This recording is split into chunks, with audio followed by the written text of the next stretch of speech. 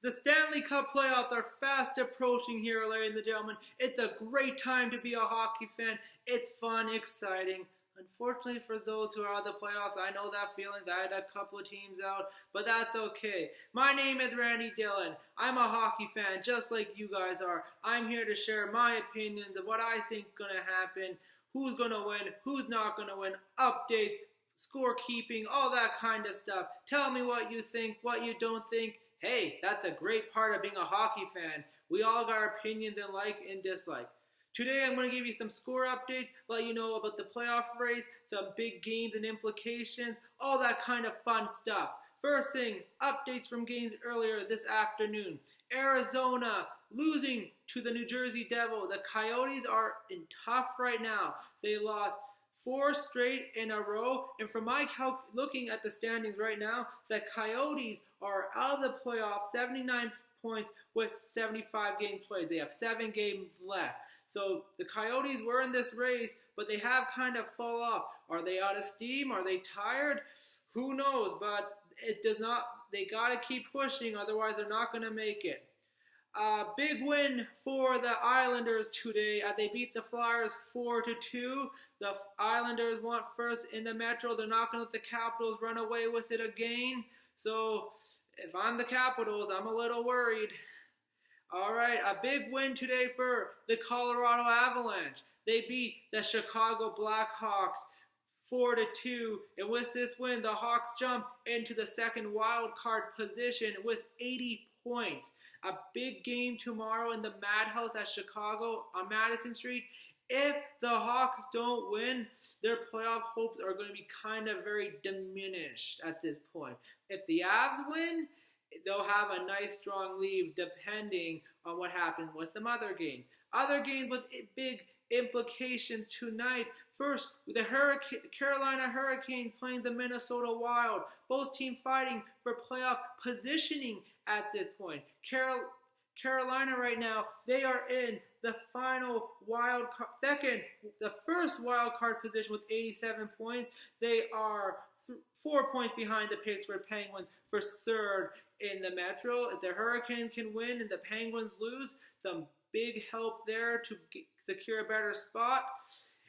If the Wild win, they take that final wild card spot in the West, but they have one more game played than a lot of other teams. The Dallas Stars will be visiting the Pittsburgh Penguins. The Penguins know the Hurricanes are breathing down on their neck, so a win right here will kind of help them. They're not far out, I think, out of first from the Metro. The Penguins, 91 points. The Capitals with 94, so that might be a big win for the Penguins. For the Dallas Stars, they're kind of comfy right now at 82 points in the first wild card spot in the West. But with the Avalanche win, only 2 points back. A lot of teams around, a couple of teams with 79 points in the Wild and in the Coyotes. So big implication here for all 4 of these teams. A team with a big chance is the Montreal Canadiens tonight. They play the Buffalo Sabres. If the Habs can win, they'll put themselves 4 points between them and the Columbus Blue Jackets. Checking right now, they're tied in games. So if Montreal wins and Columbus loses tomorrow in Vancouver, they'll have 3 points, which could really help the Habs. But the Columbus Blue Jackets, oh my goodness, they are a sinking ship here. They go out, they get to shade the deadline, they get Dzingel, Adam McQuaid. They have them good pieces already, but they can't get together. Is it the coach in Tortorella? I'm not gonna lie, I like Tortorella, the coach, but I don't know what he's doing here. Or is it the fact that at the beginning of the season, Panarin Bobsky really kind of put seeds in everyone's head saying, okay, we're not staying here next year, bye. So Columbus, you gotta figure it out, because you know if Montreal wins, you're in deep. All right, a couple of other big games tonight. We got the Winnipeg Jets battling the Nashville Predators. Both teams are battling for first in the Central. The Jets 92 points and the Predators the 90 points. The only thing is the Jets have one less game played than the Predators. At 74, the Predators are at 75. So who's going to take first in the Central? Who knows? Couple of other games. You got the Boston Bruins playing tonight and the Toronto Maple Leafs. Right now, the Bruins are at 99 points and the Leafs are at 93. So unless a disaster happened in Boston and the Leafs just go on a tear, I honestly think the Bruins are going to have home ice facing the Leafs in the first round. If the Leafs don't get to figure things out, they might be in trouble as well. Their defense, the goaltending right now is not looking good, but I think I have faith in Freddie Anderson. He can turn this around. We'll see what happens that first round between the Bruins and the Leafs. Game I just got an update on that has been final. The Edmonton Oilers losing to the Ottawa Senators 4-3. At this point, the Oilers' playoff hopes are done. They have to run the table winning all 7 games plus getting some help. So I don't think the Oilers are going to make the playoff. But I want to talk about these two teams, the Oilers and the Senators, in different reasons. Bob Nicholson earlier this week making a comment about Tobias Rieder saying, well, if he would have scored 10 to 12 goals, we could have been in the playoff.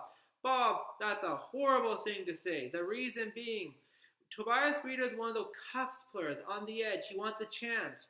You pretty much send out a message to a lot of free agents in the summer saying, well, if you're not going to produce, we'll criticize you. And players are going to be like, man, I don't want this crap. So they might not sign. You're already in a cap problem that is. You got to sign those players you got to take chances on who are not going to make that much money. So you may have hurt yourself there, Bob, and the Oilers. Ottawa, Eugene Melnyk, oh my goodness. He's great for media purposes. He's great for entertainment, but he's killing the organization here. His comments about the Leafs having a 52-year rebuild. They're making the playoff, Eugene. The Senators are not. So I don't know what you're comparing the two. His comments with the mayor saying he's lucky I kept my mouth shut. He's causing so many problems for the Ottawa Senators. It's going to flames. Something needs to happen. Either someone needs to go by the team from him. The league needs to get involved.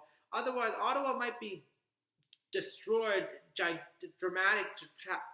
catastrophically, pretty much.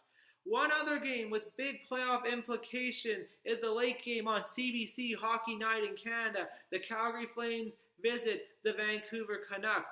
It's big for both teams. Right now, if the Flames win tonight, I think they'll most likely clinch the Pacific Division and the West.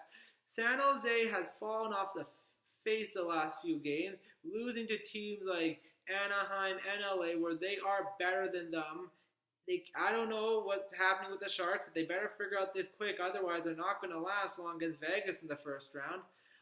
Calgary does get James Neal back from injury. He does play, and Mike Smith does play. The reason why I'm saying Mike Smith plays for Vancouver, and they need a win. They're at 74 points, and if they win tonight, and they got a game with Columbus, they need 3 out of 4 points pretty much if they want to keep their playoff hopes alive. If they don't get 3 out of 4, I think it's kind of game over for Vancouver. And the reason I'm saying Mike Smith is playing, the Canucks can't take that lightly, or the fans saying, oh, you've heard all Mike Smith's crap from Calgary saying that he has not played good and all that stuff. And I live in Calgary. I hear it a lot. But don't take it lightly. The Flames are a good team. There is a reason why they are first in the West, in the Pacific, and second in the NHL. Well, I hope you all enjoy what I have to say tonight. Again, a lot of big playoff implications, a lot of things that could happen, that need to happen to teams survive. I'm excited to watch. I hope you all go out, watch some hockey. Let me know if you agree or disagree. Like I said, that's the best part of being a hockey fan. We all got our different opinions. My name's Randy Dillon. Have a great weekend, a Saturday, and go watch some hockey.